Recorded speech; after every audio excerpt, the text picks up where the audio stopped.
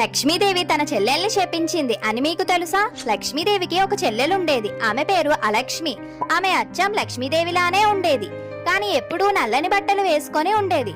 ఆమెకి తన అక్క అయిన లక్ష్మీదేవి అంటే చాలా ఇష్టం. అందుకే ప్రతిరోజు ఆమెను కలవడానికి వెళుతూ ఉండేది. అలా ప్రతిరోజు రావడంతో విసిగిపోయిన లక్ష్మీదేవి కోపంతో, అలక్ష్మి, నువ్వు నన్ను నా భర్తని ఏకాంత సమయం ఎందుకు గడపనివ్వడం లేదు? ఎందుకు ప్రతిరోజు ఇలాంటి సమయంలో వచ్చి విసిగిస్తున్నావు? మమ్మల్ని ఏకాంతంగా వదిలే అలక్ష్మి అని అంటుంది. అక్క, నాకు భర్త అనేవాడు లేడు, ఎవరూ లేరు. నిన్ను పూజిస్తున్నట్లు మనుషులు నన్ను పూజించరు. నన్ను తలుచుకునేవారు ఎవరూ లేరు. నాకున్నది నువ్వు ఒక్కదానివే అక్క. అందుకే నువ్వెక్కడికి వెళ్ళినా నేను నీ వెనకాలే వస్తాను అని అంటుంది. ఇది విన్న లక్ష్మీదేవి కోపంతో, నువ్వు నన్ను ప్రశాంతంగా ఉండనివ్వవా? ఇక నుండి మృత్యుదేవుడైన యమధర్మరాజు నీకు భర్తలాగా ఉంటాడు. ఎక్కడైతే అశుభ్రత, ఈర్ష, మోసాలు, కోపం లాంటివి ఉంటాయో ఆ చోటనే ఇక నువ్వు ఉంటావు అని తన సొంత చెల్లెల్ని లక్ష్మీదేవి శపిస్తుంది.